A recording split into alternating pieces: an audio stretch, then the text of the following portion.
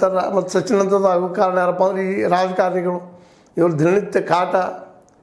ಮೊದಲೇ ಕೊಡಬೇಕು ನಾವು ಆರಂಭದಲ್ಲಿ ನಮ್ಮ ದುಡ್ಡು ಸ್ಯಾಂಕ್ಷನ್ ಆಗಬೇಕಾದ್ರೆ ಮೊದಲು ದುಡ್ಡು ಇಡಬೇಕು 10% 15%, ಆಮೇಲೆ 40-45% ಕೊಡಬೇಕು. ಹಂಗೆ ಅವ್ರು ಹೇಳಿದಾಗ ಕೊಡ್ತಾನೆ ಇರಬೇಕು. ಇಲ್ಲಪ್ಪ ಅಂತಂದ್ರೆ ಬಿಲ್ಲ ಮಾಡುವಂಗಿಲ್ಲ. ಹಂಗೆ 26,000 ಕೋಟಿ ರೂಪಾಯಿ ಬಿಲ್ ಬರಬೇಕಾಯ್ತು ನಮ್ಮದೆಲ್ಲ ಅಂಥೇಳಿ ಕಾಂಟ್ರಾಕ್ಟರ್ ಹೇಳ್ತಾ ಇದ್ದಾರೆ. 26,000 ಕೋಟಿ.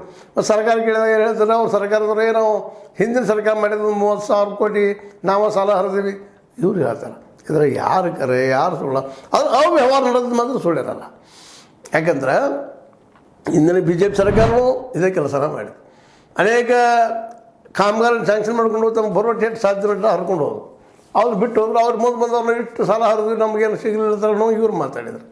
ಅದರಲ್ಲಿ ಒಟ್ಟಿನಲ್ಲೇ ಈ ಒಂದು ವಿಷಯ ವರ್ತುಲದಿಂದ ಅದಕ್ಕಾಗಿನ ಒಟ್ಟು ಅನುದಾನ ಬಿಡ್ರಿ ಅನುದಾನ ಬೆಳೀತಿರ್ತಾರೆ MLAಗಳು. ಯಾಕೆಂದರೆ ಅನುದಾನದಲ್ಲಿ ತಮಗೆ ಅನುಕೂಲ ಆಗ್ತದೆ. ಇಲ್ಲ ಸಾಕ್ಷಿಗಳಿದ್ದಾವೆಲ್ಲ. ಆದರೆ ಇವ್ರು ಇಡೀ ವ್ಯವಸ್ಥೆನೇ ಎದ್ದು ಹಿಂಗೆ ನಿಂತಾಗ ನೀವು ಯಾರನ್ನ ಇಲ್ಲೇ ಆರೋಪಿಗಳಂತ ಮಾಡ್ತೀರಿ, ಯಾರನ್ನ ಅಪರಾಧಿಗಳಂತ ಮಾಡ್ತೀರಿ ಅನ್ನೋದು ಮತ್ತು ದೊಡ್ಡ ಸಮಸ್ಯೆ ಮೂಡ್ತದ್ರಿ. ಇಲ್ಲಿ ಕಾಂಟ್ರಾಕ್ಟರ್ ಪ್ರಾಮಾಣಿಕರಿದ್ದಾರೆ, ಪಾಪ ಹೇಳ್ತಾ ಇದ್ದಾರೆ ಹಿಂಗೆ ಇವರಿಂದ ಆಗ್ತಾ ಇದ್ದಾರೆ, ನಾವು ಒಳ್ಳೆ ಕೆಲಸ ಮಾಡ್ತೀವಿ, ಅದ್ರ ಪರ್ಸೆಂಟೇಜ್ ಹೆಚ್ಚು ಬೇಡ್ತಾರೆ, ಮತ್ತು ನಾವು ಎಲ್ಲಿದ್ದರು ಮತ್ತು ನಮಗೆ ಉಳಿಬೇಕಲ್ರಿ, ನಮಗೂ ಹೆಣ್ಣು ಮಕ್ಕಳಿದ್ದಾರೆ, ನಮಗೂ ಮನೆ ಅದಂತ.